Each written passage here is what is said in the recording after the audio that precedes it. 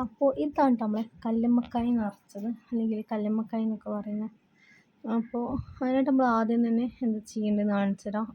ഈ കല്ലുമ്മക്കായ നന്നായിട്ട് കഴുകി വൃത്തിയാക്കിക്കുക. ഇത് ഞങ്ങൾ തലേ ദിവസം വാങ്ങിയതായിരുന്നു കേട്ടോ. അപ്പോൾ തലേ ദിവസം വാങ്ങി വെള്ളത്തിലിട്ട് ഫ്രിഡ്ജിൽ വെച്ചായിരുന്നു. അതുകൊണ്ട് തന്നെ കുറച്ച് തുറന്ന് വന്നിട്ടുണ്ട് ഇതിൻ്റെ വായ, അല്ലെങ്കിൽ ഭയങ്കര അടഞ്ഞിട്ടായിട്ടും ഉണ്ടാവുക.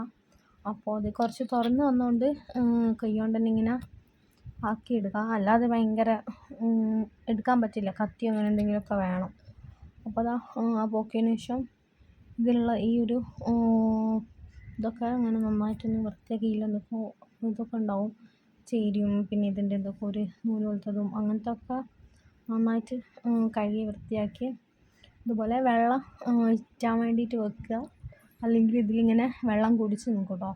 അപ്പോൾ അതിന് ശേഷം നമ്മൾ അരി അരച്ചിട്ടാണ് ഉണ്ടാക്കുന്നത്. നമ്മുടെ സാധാ ചോറ് വെക്കുന്ന അരിയാണ്.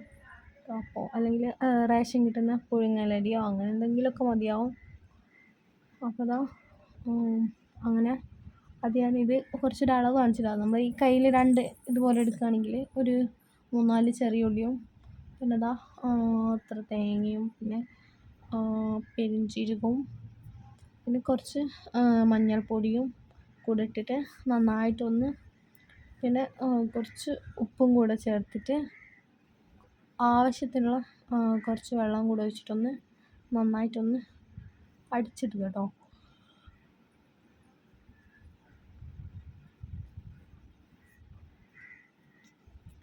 അപ്പോൾ ഇതുപോലെ ഇങ്ങനെ അടിഞ്ഞ് വന്നു കഴിഞ്ഞാൽ നമ്മൾ ഒരു പാത്രത്തിലേക്ക് ഇട്ട് കൊടുക്കാം.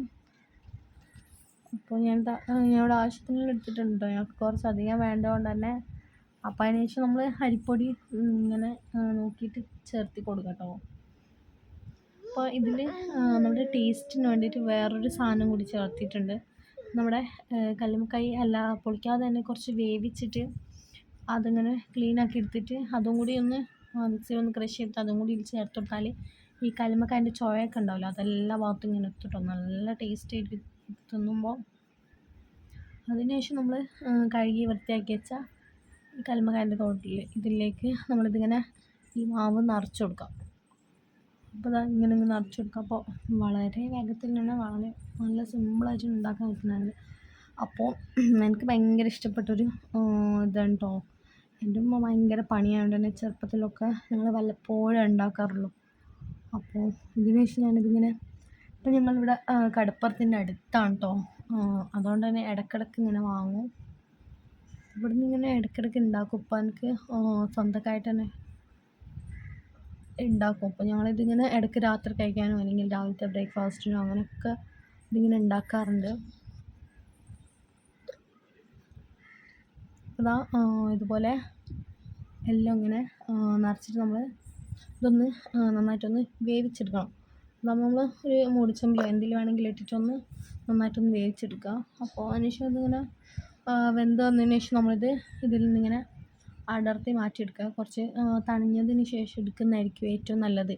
അപ്പോൾ അതിങ്ങനെ ഇതിൽ ഒട്ടി നിൽക്കില്ല, വേഗം എളുപ്പത്തിൽ തന്നെ ഇങ്ങനെ പോരുട്ടോ.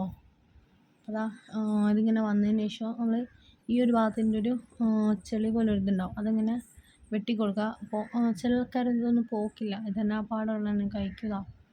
ഇതിൻ്റെ ഈ ഒരു ഭാഗത്താണ് കേട്ടോ ഉണ്ടാകുക. അപ്പോൾ അതിങ്ങനെ വെട്ടിക്കൊടുത്ത് പോക്കാം.